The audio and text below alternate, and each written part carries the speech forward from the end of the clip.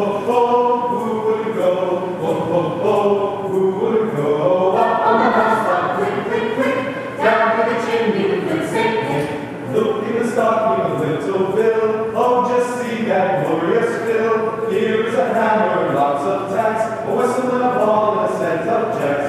Ho, ho, ho, who would go? Ho, ho, ho, who would go? Up on the housetop, click, click, click, down to the chimney with good Saint Nick.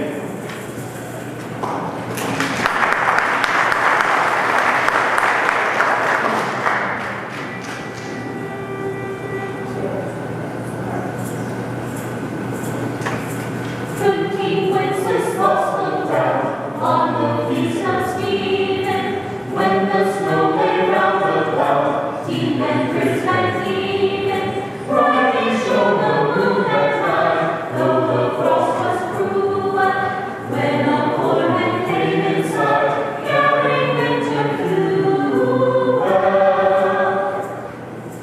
In his master's steps he trod, where the snow lay tented. It was in the very sod which the saint had granted. Therefore, Christian men be sure, well for rain possessing. Ye who now will bless the poor, shall yourselves find blessing.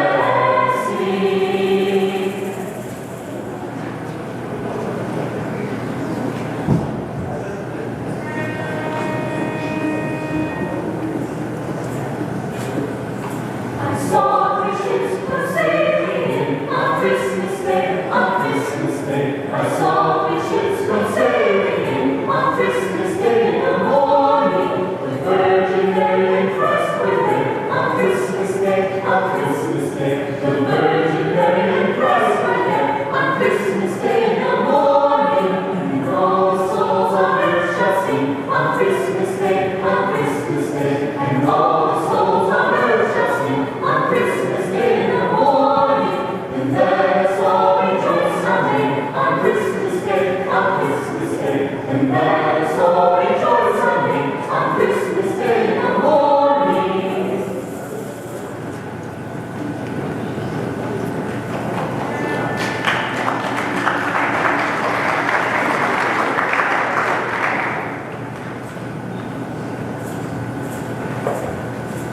Here we come, wassailing among the leaves of green. Here we come, a-wandering so fair to be seen. Love and joy come to you, and to you your wassail too. And God bless you and send you a happy new year. And God send you a happy new year. We are not daily dead beggars that beg from door to door, but we are neighbors' children whom you have seen before. Love and joy come to you, and to you your wassail too. And God bless you and send you a happy new year. And God send you a happy new year. The Master and the Mistress, as you sit beside the fire, we think of us poor children who wander in the mire. Love and joy come to you, and to you your wassail too. And God bless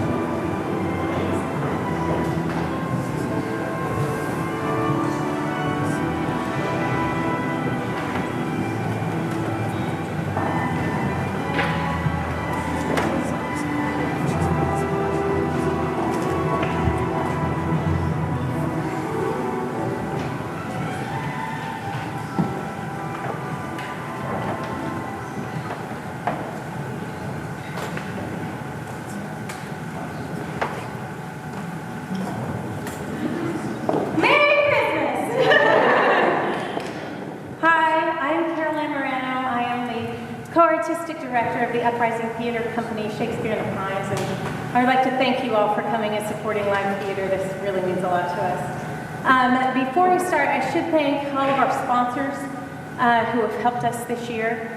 Lynn Hutoff of Hutoff Pinehurst Realty, the Village of Pinehurst, which has helped us so much, and Dr. Paul Gauthier of the Southern Pines Family Dentistry. So if we could give them a round of applause. I don't want to forget anything. So tonight we're presenting a special holiday event. It's our first one this year in collaboration with the Village Chapel, who have been so wonderful to us. And we'd like to thank the Reverend John Jacobs and all of his staff who have been so wonderful. So thank you very much.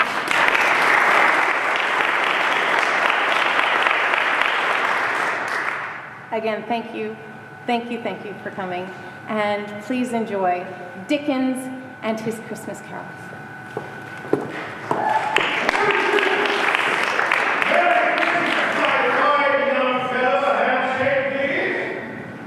Very nice. Merry Christmas to you, young man. How are you? Merry Christmas and a Happy New Year to all. And to all, welcome. I'm Charles Dickens.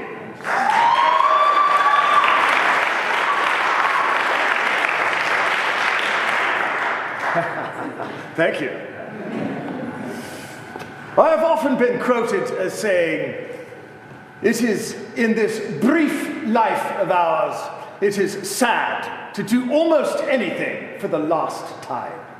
This is my last reading and lecture tour of the United States. I love America. I have been treated here like a celebrated person.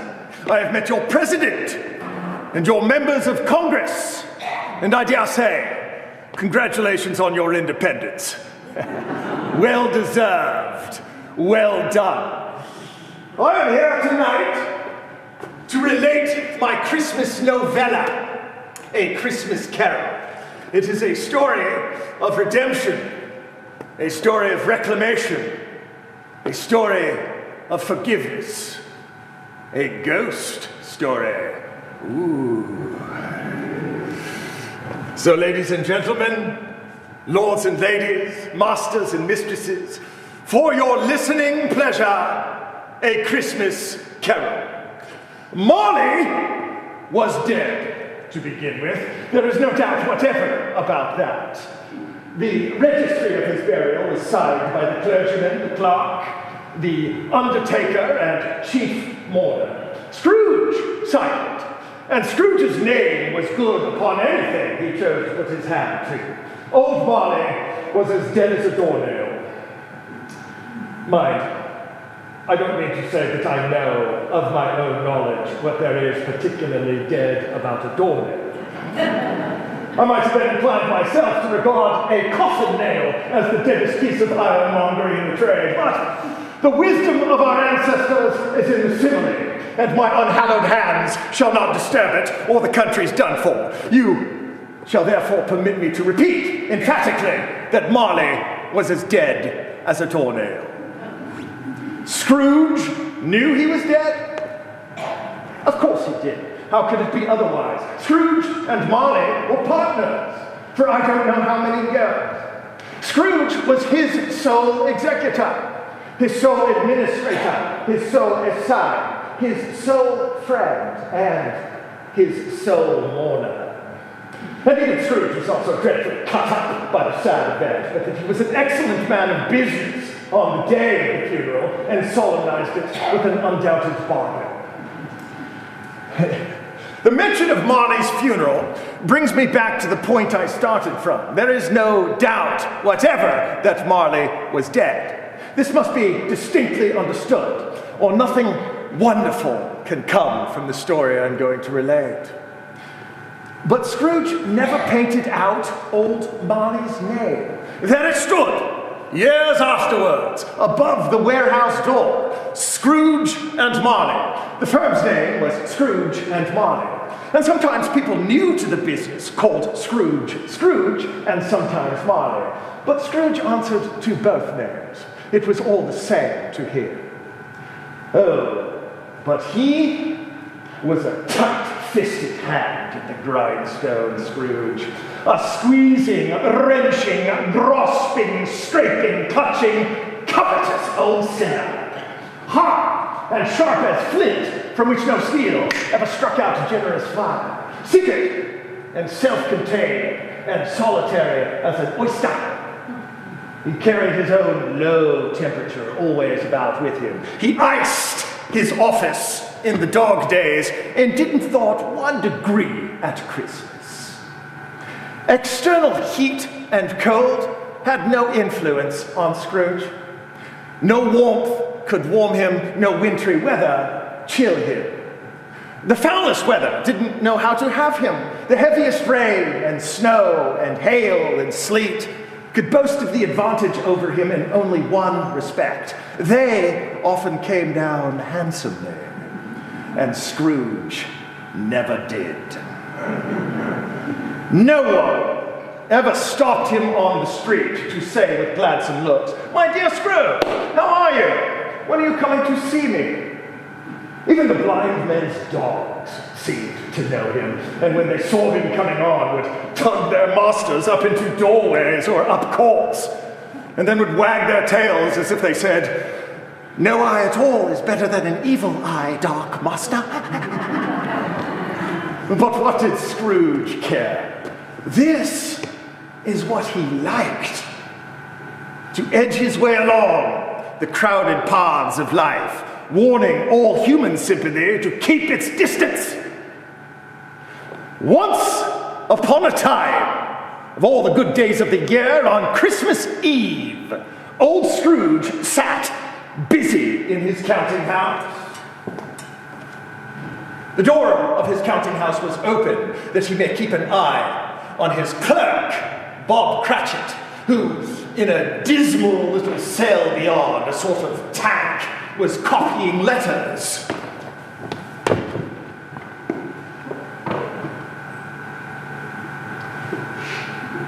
Scrooge had a small file, but the clerk's file was so very much smaller that it looked like one coal. And he couldn't replenish it because Scrooge kept the coal box in his own room. And indeed, when the clerk entered with the shovel, the master predicted that it would be necessary for them to depart. Wherefore, the clerk put on his white comforter and tried to warm himself at a candle. In which effort, he being not a man of strong imagination, he failed. "A Merry Christmas, Uncle! God save you!" cried a very cheerful voice. It was the voice of Scrooge's nephew, Fred. "Bah!" said Scrooge. "Humbug! Christmas a humbug, Uncle? You don't mean that, I'm sure." "I do. Merry Christmas.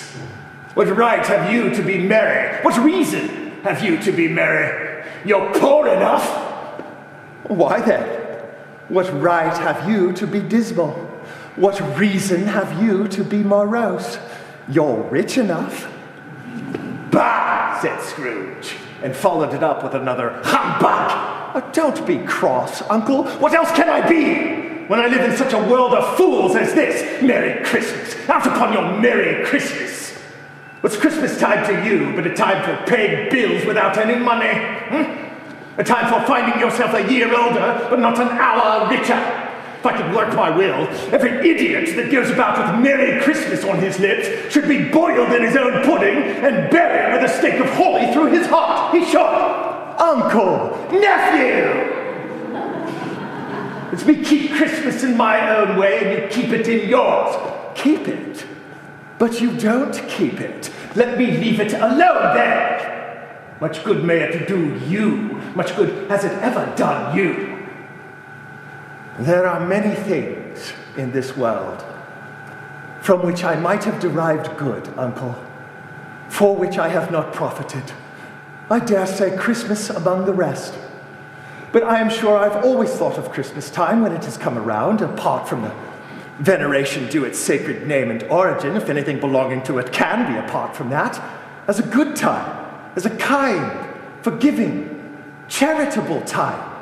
The only time I know of in the long calendar of the year when men and women seem by one consent to open their shut-up hearts freely and to think of the people below them as if they were really fellow travelers to the grave and not some race of creatures bound on other journeys. And so therefore, Uncle, though it has never put a scrap of gold or silver in my pocket, I believe it has done me good and will do me good, and I say God bless it. The clerk in the tank involuntarily applauded.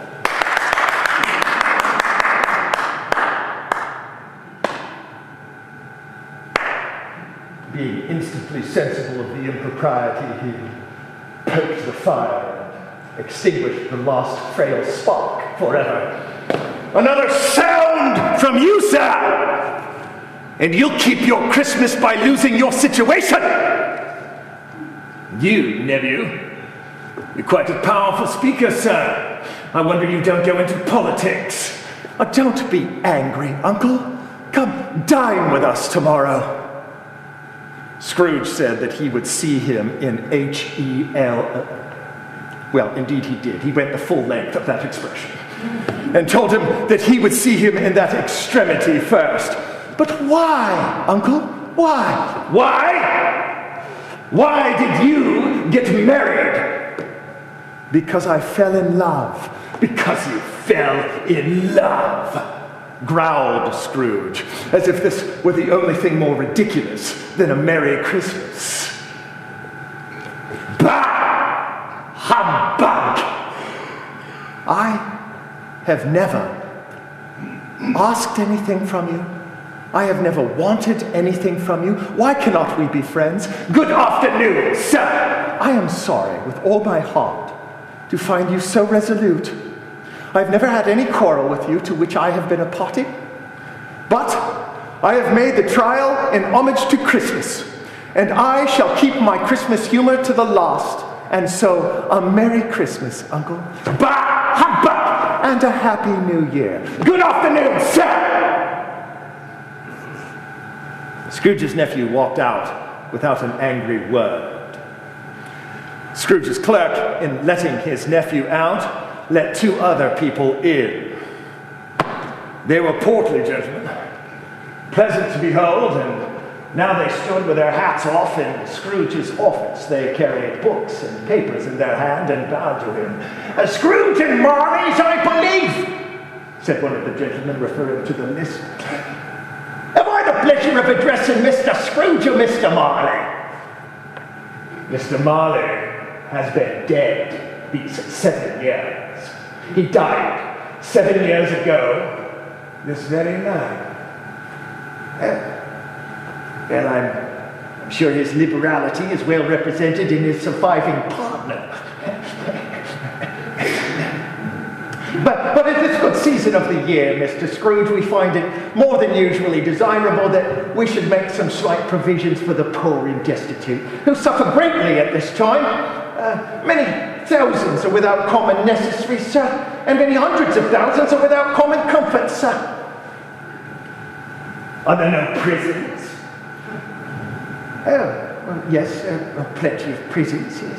And the union workhouses? Are they still operational? They are, sir, yes. I wish I could say they were not. But some of us are endeavoring to raise a fund to give the poor some meat and drink and means of warmth. We choose this season of the year because at this time, sir, want is felt very keenly and abundance rejoices. How much shall I put you down for, sir? Nothing. Oh, you wish to be anonymous? I wish to be left alone. If you ask me what I wish, gentlemen, that is my answer. I don't make merry myself at Christmas, and I can't afford to make idle people merry. I help support the establishments I mentioned, and if people are badly off, they must go there. Well, some of them can't go there, sir, and some would rather die. Well, if they had rather die, they better do it. And decrease the surplus population. Good afternoon, sirs.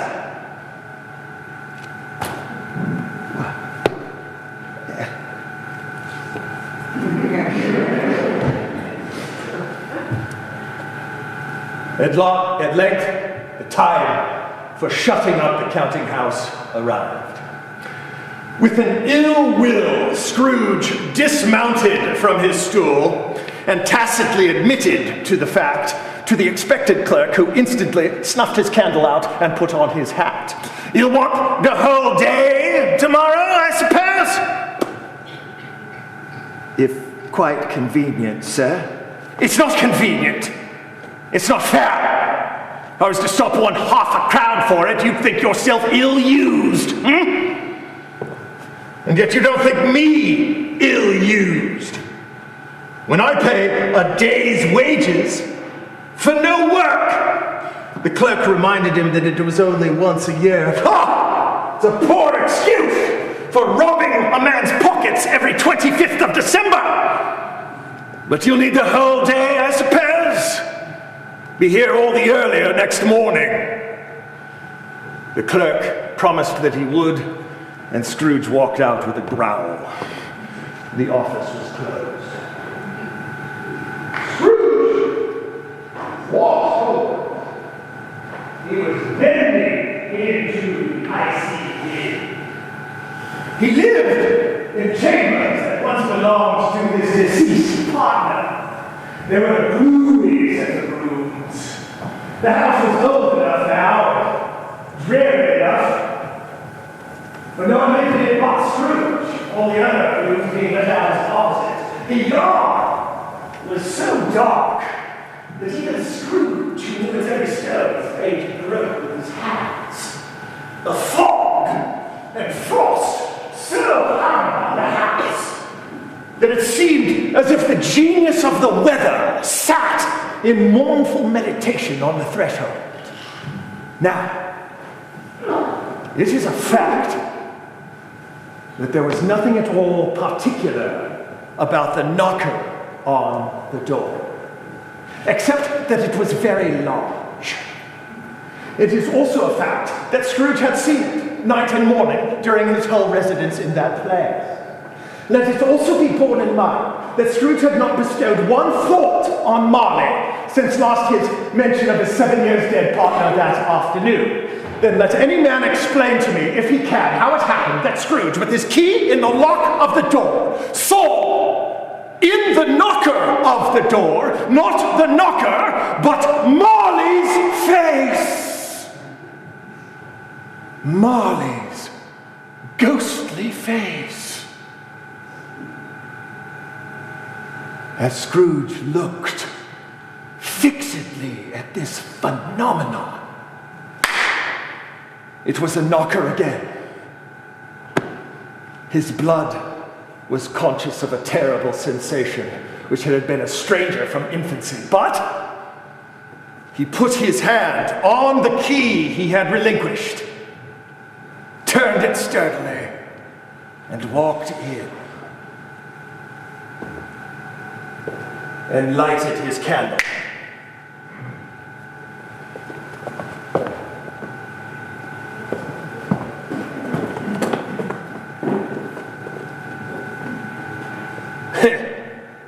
Bah!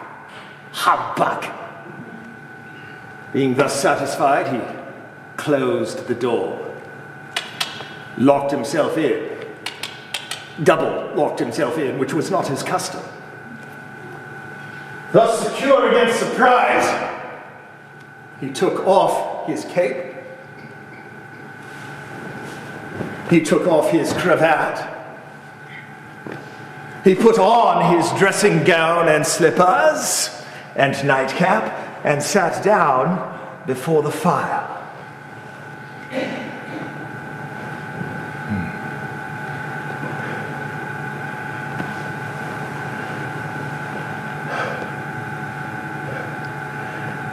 As he threw his head back in the chair, his glance happened to rest upon a bell. A disused bell which hung in the room and communicated, for some purpose now forgotten, with a chamber in the highest story of the building. It was with great astonishment and a strange, inexplicable dread that as he looked, he saw this bell begin to swing. It swung so softly at the outset that it scarcely made a sound. But soon, it rang out loudly, as did all the bells in the house. This might have lasted a minute, or half a minute, but it seemed an hour. The bells ceased together as they had begun. And they were succeeded by a great clanking noise, deep down below, as if some person were dragging a chain across the casks in the wine merchant's cellar. Then Scrooge remembered to have heard that ghosts in haunted houses were described as dragging chains. The cellar door blew open with a booming sound. Then the noise was heard much louder on the floors below, then coming up the stairs, and then coming straight towards his door. Bah! Humbug, I won't believe it. His color changed, though, when, without a pause, it came on through the heavy door and passed into the room before his eyes. Ah! Marley's ghost! I know him! The very same face. Marley's face. The chain he wrought was clasped about his middle. It was long and wound about him like a tail, and it was made, for Scrooge observed it closely, of cash boxes, keys, padlocks, ledgers, heavy purses wrought of iron. Its body was transparent, so that Scrooge, as he observed him and looking through his waistcoat, could see the two buttons on the coat behind. Though Scrooge looked the phantom through and saw it standing before him, though he felt the chilling influence of its death-cold eyes, he was still incredulous and fought against his senses. How now? What do you want of me? March!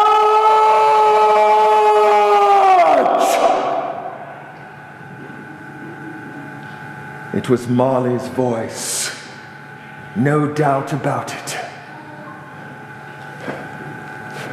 Who are you?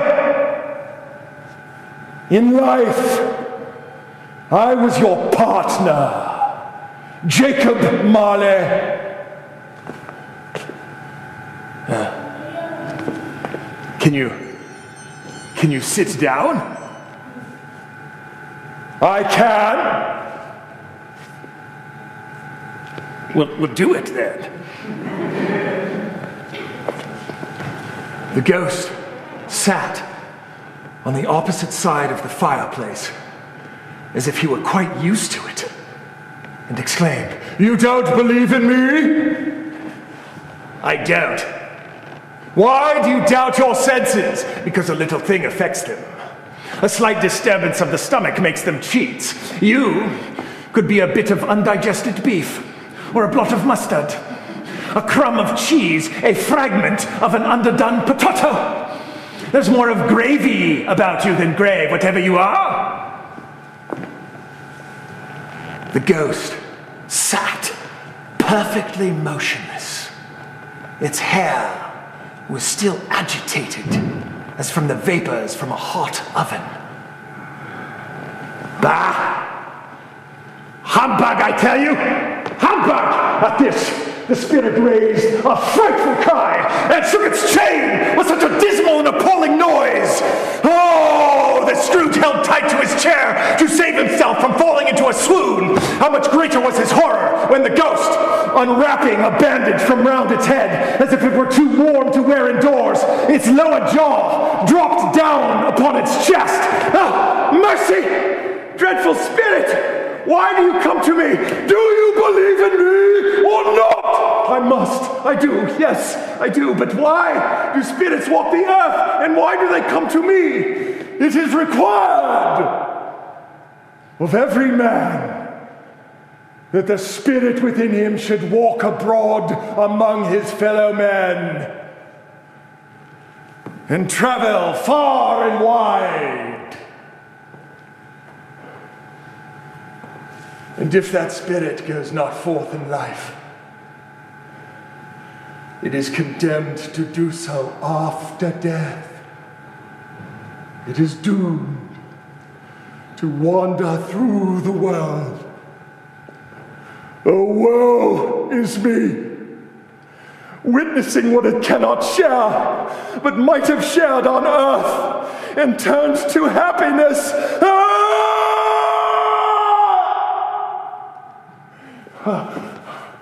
You are fettered, Jacob. Tell me why. I wear the chain I forged in life. I made it link by link and yard by yard. I girded it on my own free will, and of my own free will I wore it. Is the pattern strange to you, Ebenezer? Or would you know the weight and length of the strong coil you bear yourself? It was full as heavy and as long as this 7 Christmas Eves ago. You have labored on it since. It is a ponderous chain. Jacob, tell me more. Speak comfort to me, Jacob. I have none to give. It comes from other regions, Ebenezer Scrooge, and is conveyed by other ministers to other kinds of men. Nor can I tell you what I would. Very little more is all permitted to me. I cannot stay, I cannot rest, I cannot linger anywhere. I never walked beyond our counting house. Mark me! In life, my spirit never roved beyond the narrow limits of our money-changing hoe. Not to know that one space of regret can never make amends for one life's opportunity misused. Yet such a man was I. Such was I. You were always a good man of business, Jacob. Business! Mankind was my business. The common welfare was my business. Charity, mercy, forbearance, and benevolence were all my business. The dealings of my trade were but a drop of water in the comprehensive ocean of my business. Hark you. My hour is almost done.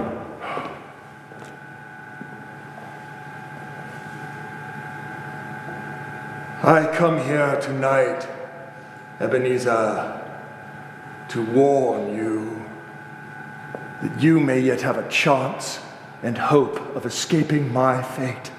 A chance and hope of my procuring, Ebenezer. You've always been good to me, Jacob. I thank you. You will be haunted by 3 spirits. I think I'd rather not. Without their visits, you can never hope to shun the path I tread. Expect the first tomorrow, when the bell tolls 1. Look to see me no more, Ebenezer, and see that for your own sake you remember what has passed between us. The ghost floated up and out the window into the cold, black, bleak, dark night. Scrooge ran to the window, closed it, and locked it fast. He tried to say humbug, but he stopped at the first syllable. And being from the emotion that he had undergone, or the lateness of the hour, he went straight to bed without undressing and fell asleep upon the instant.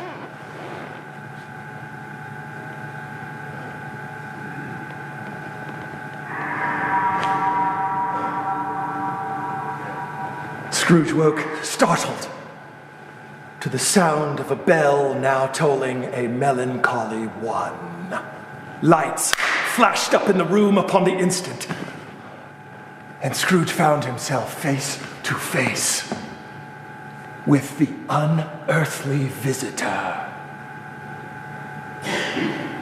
It was a strange figure, like a child, and being diminished to a child's proportions, from the crown of its head there sprung a bright, clear jet of light,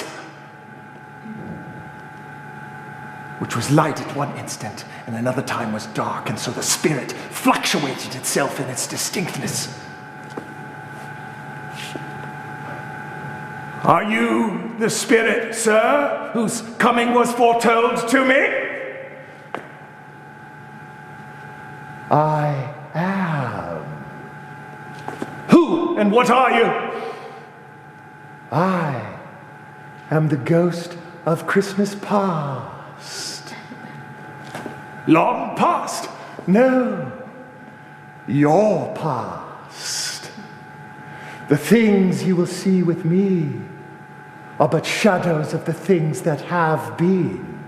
Take heed. What is your purpose here? Your reclamation. Your welfare, Ebenezer. Rise and walk with me. It would have been in vain for Scrooge to plead the weather or the hour were not adapted to pedestrian purposes. For the ghost's grasp, though gentle as a woman's hand, was not to be resisted. Scrooge followed him. And making his way towards the window, Scrooge stopped and clasped his brow in supplication. I am mortal and liable to full sin. Bear but a touch of my hand there, and you will be upheld in more than this.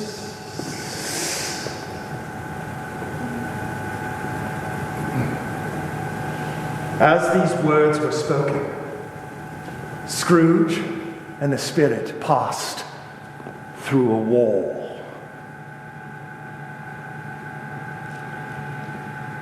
They were now in the thoroughfares of a city, where shadowy people passed and repassed, all the strife and tumult and chaos of a real city. It was made plain enough by the dressing of the shops that here it was Christmas time again. But it was evening and the streets were lighted up. The ghost stopped at a certain warehouse door and asked Scrooge if he knew it. Know it? I was apprenticed here. They walked in, and looking on an old man in a Welsh wig, sitting on the highest stool, Scrooge exclaimed, "Why, it's old Fezziwig! There he is! Bless me, there he is! It's Fezziwig alive again!" Old Fezziwig laid down his pen, looked up at the clock, which pointed to the hour of 7, rubbed his hands, adjusted his capacious waistcoat, and then laughed all over himself. From his toes to his organ of benevolence, he called out with a comfortable, fat, oily, rich, jovial voice, "Yo-ho, Ebenezer! Yo-ho, Dick!" Scrooge saw his former self, now a young man, came briskly in, followed by his fellow apprentice. "Ah, Dick Williams! There he is! Bless me! He was always quite taken with me, was Dick. Poor Dick! Oh dear, dear! Come on, my boys, cried Fezziwig. No more work tonight. Christmas Eve, Ebenezer. Christmas time, Dick. Let's have the shutters up, hilly-ho. Clear away, my lads. Let's have some room here. Hilly-ho, Dick. Shut up, Ebenezer. Clear away. There was nothing that couldn't have cleared away, nor didn't clear away with old Fezziwig looking on. It was done in a minute. Every movable in the room was cleared away, and then in came a fiddler with a music book. Then in came Mrs. Fezziwig, one vast, substantial smile. In they all came, one after another. Some boldly, some shyly, some awkwardly, some gracefully, some pushing, some pulling. In they all came, anyhow and everyhow. And there were dances, and there were forfeits, and there were more dances, and there was cakes, and there was port wine, and there was a great piece of cold roast, and there was a great piece of cold boiled, and there was mince pies, and plenty of beer. And then, old Fezziwig stood out to dance with Mrs. Fezziwig. Top couple, too. As to her, she was worthy to be his partner in every sense of that term. If that's not high praise, tell me higher and I'll equal it.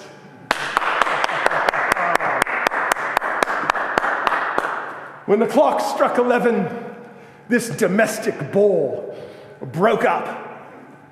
Mr. and Mrs. Fezziwig took their stations on either side of the door and, shaking hands with each person as they went, wished him or her a Merry Christmas. During the whole of this time, Scrooge remembered everything, enjoyed everything, and he underwent a strange agitation. It was not until now, till the bright faces of his former self and Dick were turned from him, that he remembered the ghost and was conscious of it looking full upon him, while the bright light upon its head burnt very clear. It's a small thing, really, to make all of these silly folks so full of gratitude. Small, echoed Scrooge. Why is it not? He spent but a few pounds of your mortal money, 3 or 4 perhaps. Is that so much that Mr. Fezziwig deserves this praise? Well, it's not that, Spirit. He has the power to make us happy or unhappy, to make our service light or burdensome, a pleasure or a toil. Say that his power lies in looks or words or things so slight and insignificant it's impossible to add and count them up. What then? Why then, the happiness he gives is quite as great as if it cost a fortune. What's the matter? Nothing in particular, said Scrooge. Something, I think. No, Spirit, I should like to say a word or two to my clerk, Bob Cratchit, just now. That's all. Quick! My time grows near! These words were not spoken to Scrooge, nor to anyone whom he could see, but they produced an immediate effect. For now, Scrooge again saw himself, now older, a man in the prime of life. His face had not the harsh and rigid lines of later years, but it had begun to show the signs of care and avarice. There was an eager, greedy, restless motion to the eye, which showed the passion that had taken hold. And where the shadow of the growing tree would fall, he was not alone. But he sat right beside a beautiful young girl. in whose eyes there were tears, which sparkled in the bright light shone from the ghost of Christmas past. It's a small thing to you. Another idol has displaced me. What idol has displaced you? A golden one. You fear the world too much, Ebenezer. I have seen your nobler aspirations drop away one by one, till the master passion, gain, envelops you, have I not? Well, what of that? Even if I have grown much, much wiser, what of that? I have not changed toward you, have I? Our contract is an old one.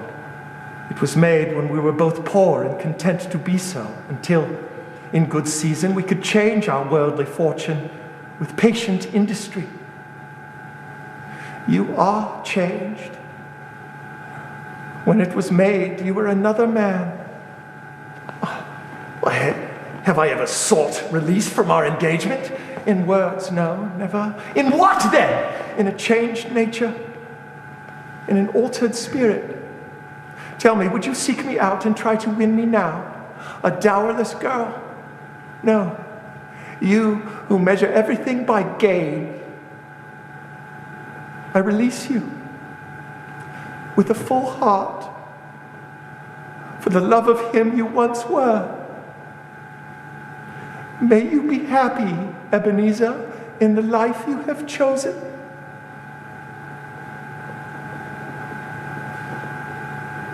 She left him. They parted. Spirit, remove me from this place. I told you these are the shadows of the things that have been. They are what they are. You cannot blame me. Spirit, remove me. I cannot bear it. Leave me. Take me back. Haunt me no longer, Spirit.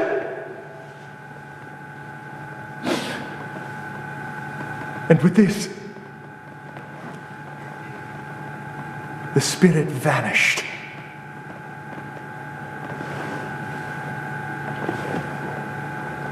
Scrooge was conscious of being exhausted.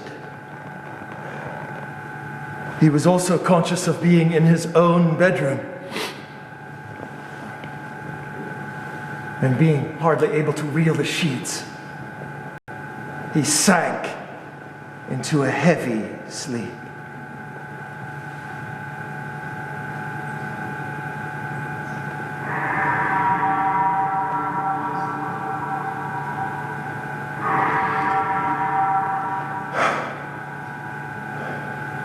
Scrooge woke.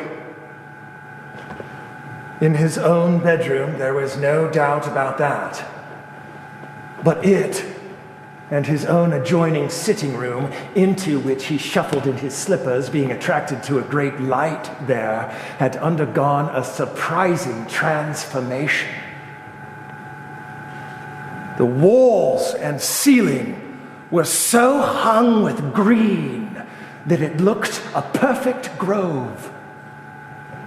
The crisp leaves of holly, mistletoe, and ivy reflected back the light as if so many little mirrors were scattered there. Heaped on the floor to form a kind of throne were turkeys, geese, game, poultry, great wreaths of sausages, suckling pigs, juicy oranges, red-hot chestnuts, and cherry-cheeked apples. And a mighty blaze went roaring up the chimney. Sat quite comfortably on the couch was a jolly giant, glorious to behold, and he bore a glowing torch and held it up, high up, to shed its light on Scrooge as he came shuffling round the door. Come in! Come in and get to know me better, man! I am the ghost of Christmas present! Look upon me!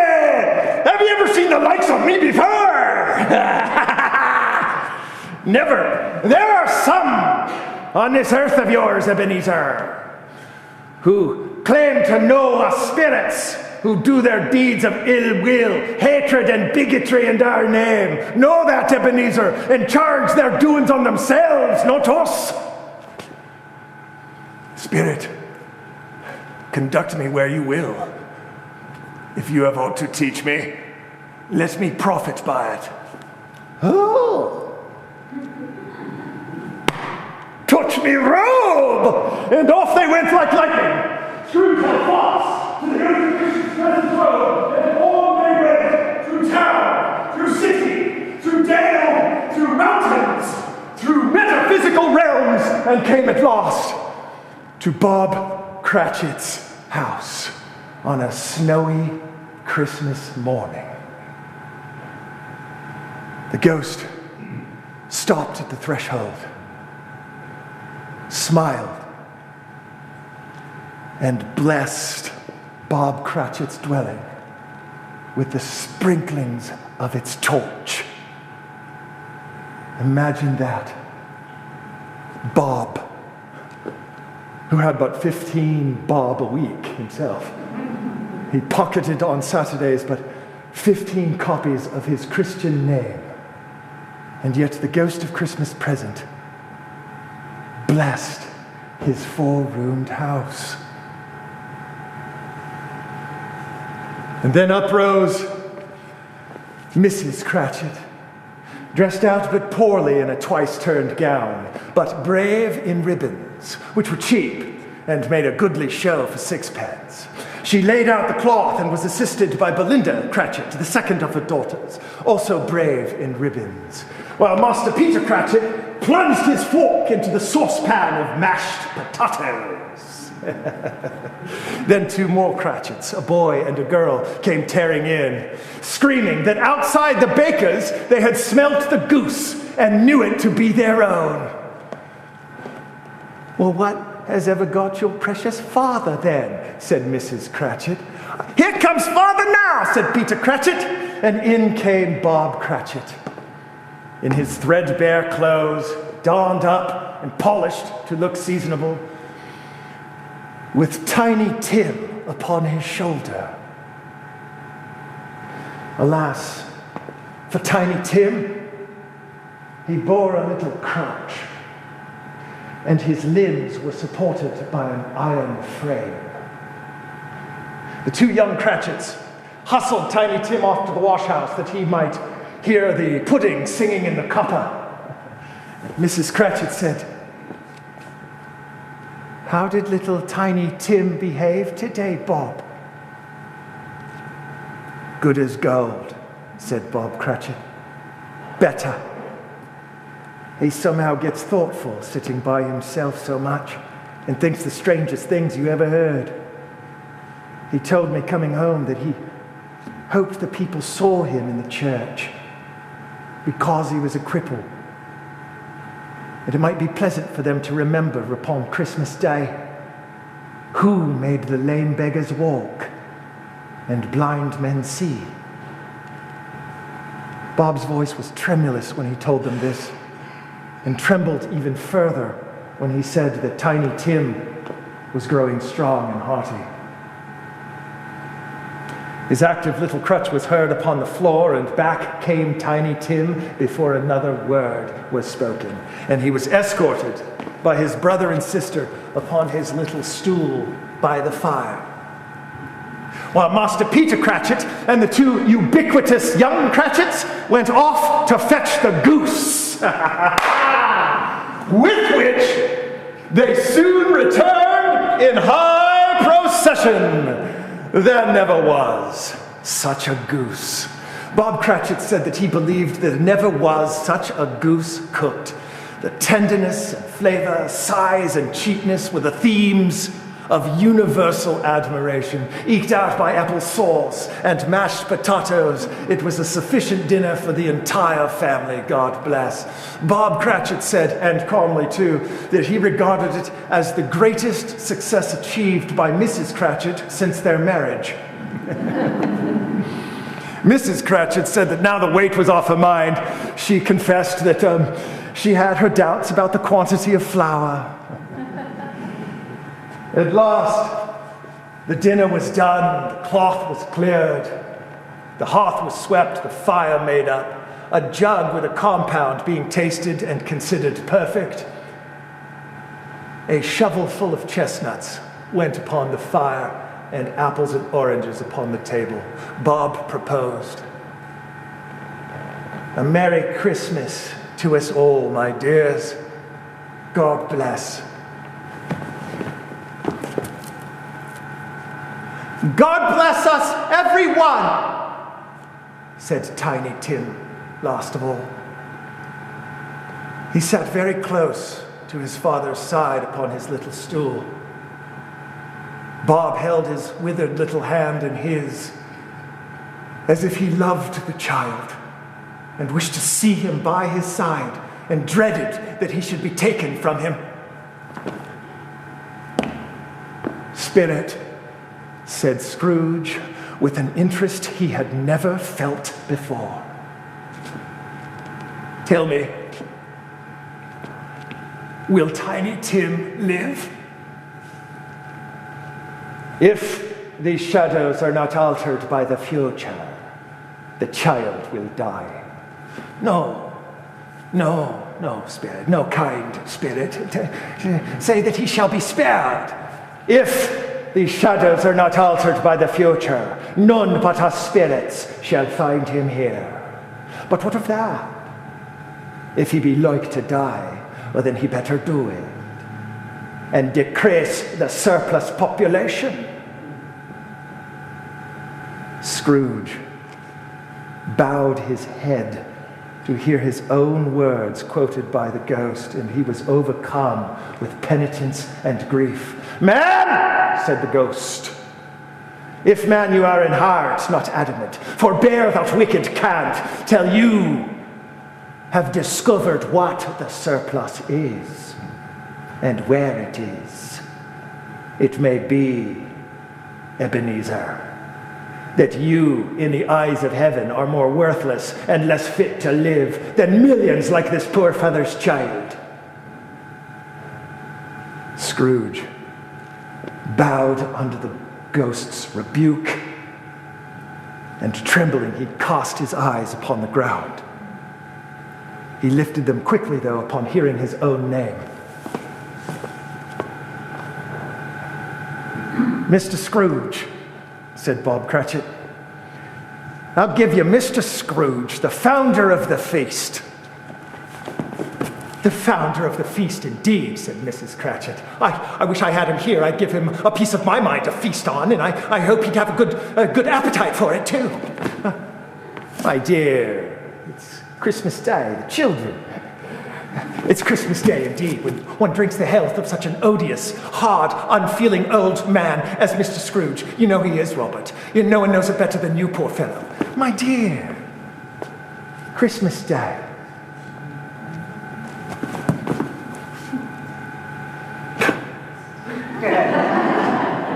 Well, I'll drink his health for your sake and for the day's, not for his. Long life to him. Merry Christmas, Happy New Year. I'm sure he'll be very merry, very happy, very merry. The children all toasted after her, but this was the first of their proceedings with no heartiness in it. Scrooge was the ogre of the family, and the mention of his name cast a dark shadow on the party, which was not dispelled for full 5 minutes. When it had passed away, they were 10 times merrier than they were before, from the mere relief of Scrooge the Baleful being done with. And by the jug went around and round with the chestnuts, and by they had a song of a lost child walking in the snow from Tiny Tim, who had a plaintive little voice and sang it very well indeed.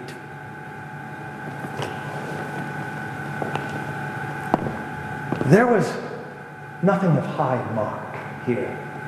They were not a handsome family. They were not well dressed.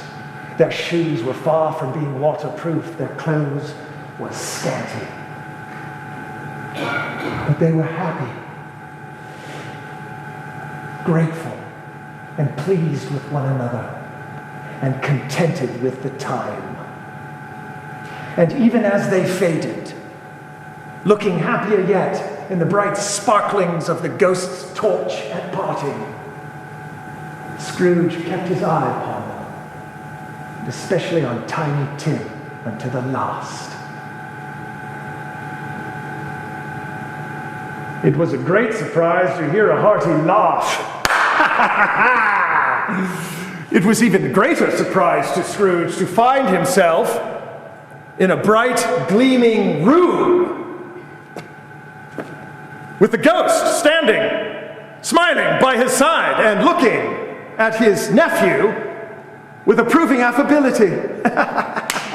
It is a fair, even-handed, noble adjustment of things that while there is infection in disease and sorrow, there is nothing in the world so irresistibly contagious as laughter and good humor.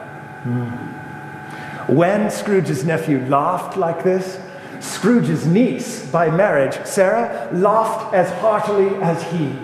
And all their invited guests, all the friends among them, roared out lustily as well. He said Christmas was a humbug, said Scrooge's nephew. I think he believed it too. Well, I just think more shame from him, said Scrooge's niece. Oh, he's a comical old fellow, said Scrooge's nephew. That's the truth, and not as pleasant as he might be, but what of that? His ill will is his own enemy, and I have nothing to say against him. Well, I'm sure he's very rich, Fred. At least you always tell me so, said Scrooge's niece. Well, what of that, my dear? His wealth is of no use to him. He doesn't do any good with it. He doesn't make himself comfortable with it. He hasn't the pleasure of thinking that he's ever going to benefit us with it. Well, I just think that I have no patience for him, said Scrooge's niece. Scrooge's niece's sister and all the other women present expressed the same opinion. Well, I do, said Scrooge's nephew. I am sorry for him. I couldn't be angry with him if I tried. Who suffers his ill whims? Himself, always. Here he takes it in his head not to like us, not to come and dine with us. What of that? What's the consequence? He doesn't lose much of a dinner. Oh, well, I believe he loses a very good dinner indeed, said Scrooge's niece. Well, he has given us plenty of merriment, I am sure, and I think it ungrateful not to drink his health. Here's a glass of mulled wine ready to our hand at the moment, and I say, Uncle Scrooge. Well, Uncle Scrooge. Uncle Scrooge, they all cried. A Merry Christmas and a Happy New Year to the old man. Whatever he is, he wouldn't take it from me, but may he have it nevertheless. Uncle Scrooge. Uncle Scrooge. Uncle Scrooge was so inconspicuously gay and light of heart that he would have pledged the unconscious company in return and thanked them in an inaudible voice if the ghost had given him time. But the whole scene passed away in the last breath spoken by Scrooge's nephew. And once again, Scrooge and the ghost of Christmas present were once again upon their travels. Much they saw, and far they went, and many houses they visited. The ghost sat by sick beds, and they were cheerful. On foreign lands, and they were close at home. By struggling men, and they were patient with their greater hope. By poverty, and it was rich. In almshouse, hospital, and jails, in misery's every refuge, he left his blessings and taught Scrooge's precepts. It was a long night. If it was a night. But Scrooge had his doubts to this because the Christmas holidays seems to be condensed into a space of time they passed together. It was strange, too, that although Scrooge remained unaltered in his outward form, the ghost grew older, clearly older. Scrooge noticed this change and never spoke a word until after a children's 12th night party, when, looking upon the ghost, as they stood together in an open place, he noticed that its hair was grey.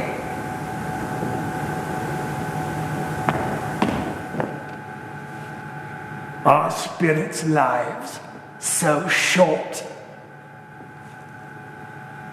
My time upon this globe is very brief. It ends tonight. Tonight? Tonight at midnight.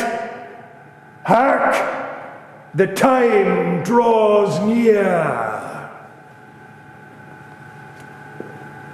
And the ghosts of Christmas present vanish. And Scrooge saw him no more. But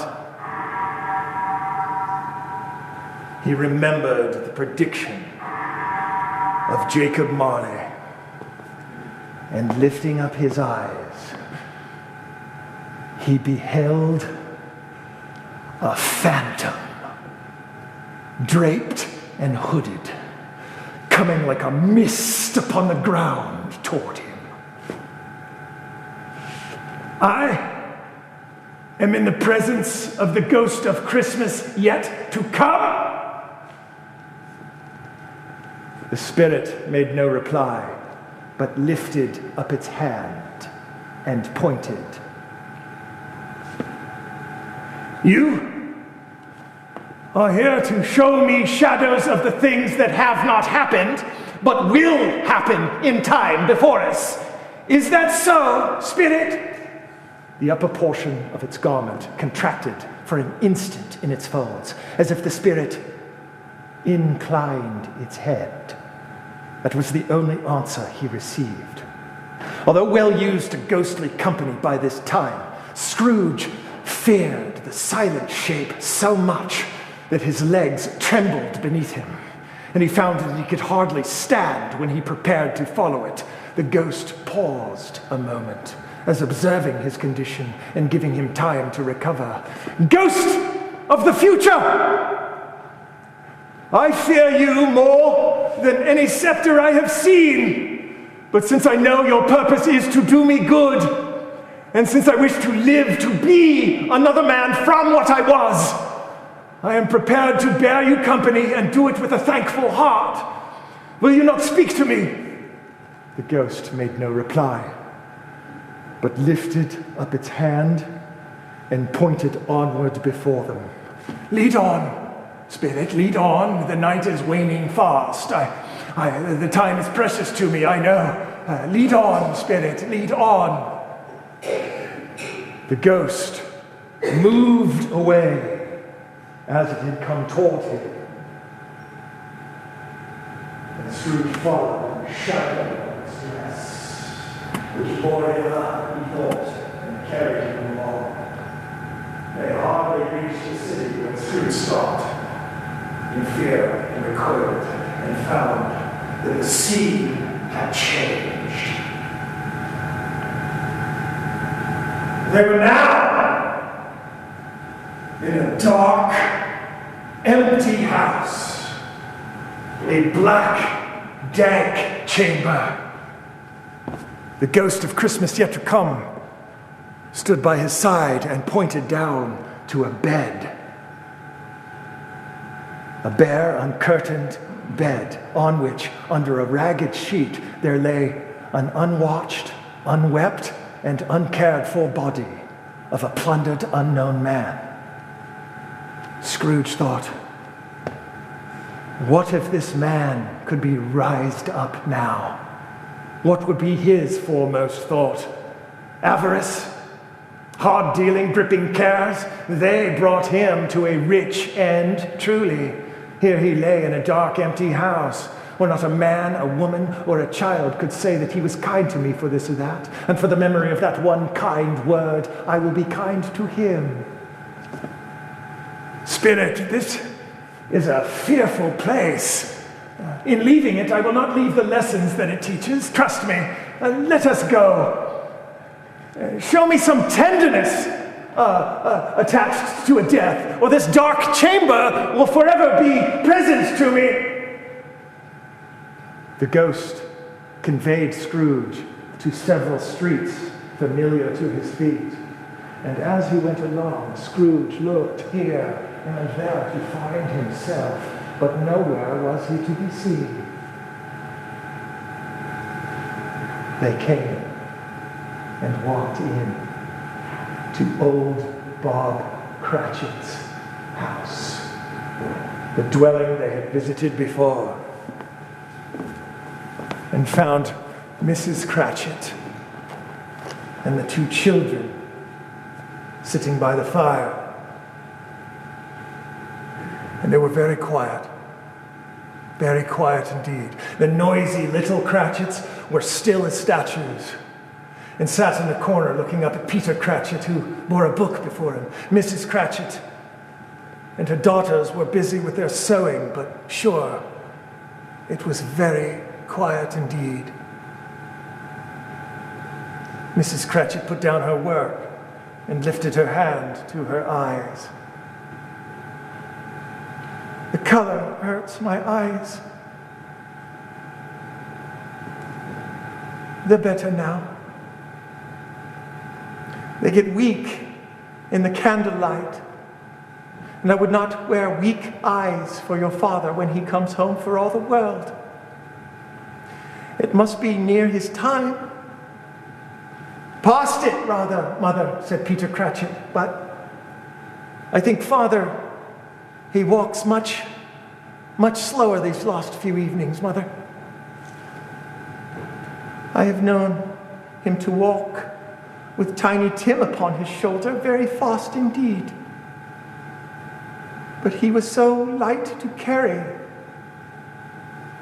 And his father loved him so much that it was no trouble. No trouble. Here comes your father now. They all rushed to him, and in came Bob Cratchit. His tea was ready for him on the bob, and they all tried who could help him to it most. And then Bob Cratchit got the two young Cratchits upon his knees,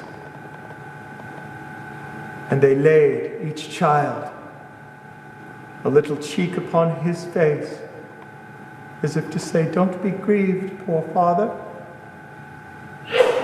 He was cheerful with them and spoke pleasantly to his whole family. He noticed the work upon the table and praised its industry and quickness of Mrs. Cratchit and the girls.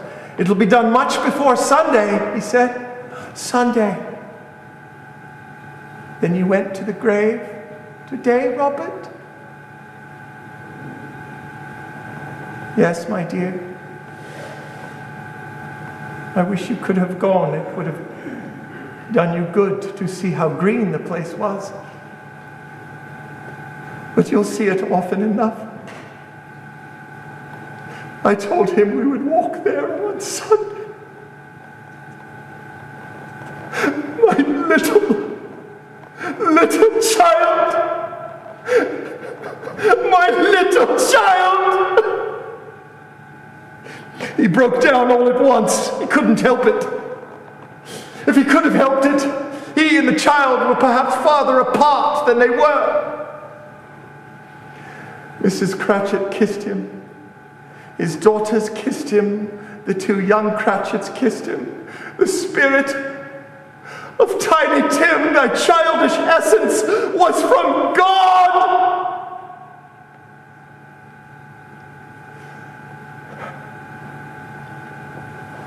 Scrooge was overcome with grief and said, "Spirit, the time of our parting, something informs me, is at hand. I know it, but I know not how. Tell me, who was that man we saw lying on that bed?" The ghost of Christmas yet to come conveyed Scrooge to an iron gate and paused a moment before entering a churchyard. Here lay that wretched man whose name he was to learn, underneath the ground buried. The ghost stood among the graves and pointed down to one. Spirit, before I draw nearer to this grave to which you point, answer me one question. Are these the things that will be, or are they the shadows of the things that may be only? Still, the ghost stood and pointed towards the stone by which it stood. Scrooge drew nearer to the grave, trembling as he went, and looking down the finger, read on the stone of the neglected grave his own name, Ebenezer Scrooge. Am I that man on the bed? The ghost pointed from the grave to him and back to the grave. No, said Scrooge, no. I am not the man I was. Why do you show me this if I am past all hope? Kind spirit, assure me that I yet may change these shadows you show me by an altered life.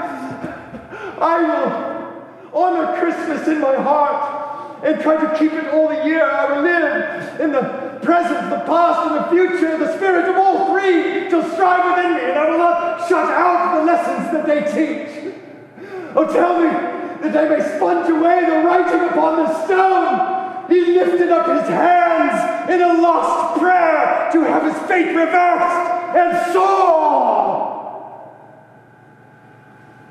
the garment was altered. It shrunk, collapsed, and dwindled into a bedpost. And yes, the bedpost was his own. And the bed was his own. And the room was his own.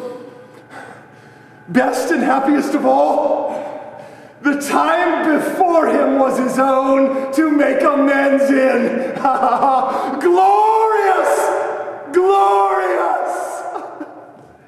Scrooge. He ran to his window, opened it, and put out his head. No cold, no frost, no biting wind, only bright sunshine. Heavenly sky, crisp, fresh, sweet air, heavenly bells. Oh, glorious! Glorious! He put his head out the window and called to a young child in Sunday clothes. Oh, what's today, my fine young fellow? What's today? Today? Why, it's Christmas Day. It's Christmas Day. I haven't missed it. It's Christmas Day. The spirits did it all in one night. They can do anything they want. Of course they did. Of course they did. Oh, Merry Christmas. Scrooge.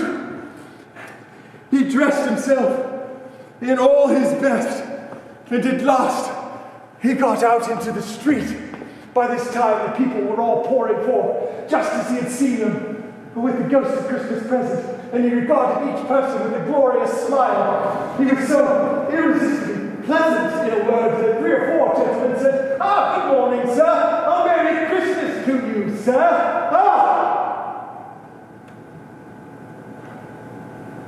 Scrooge said often afterwards that of all the blind sounds that he had ever heard, those were the blindest to his ears. That afternoon, Scrooge turned his steps toward his nephew's house. He passed the door a dozen times before he had the courage to go up and knock. But he made a dash and did it.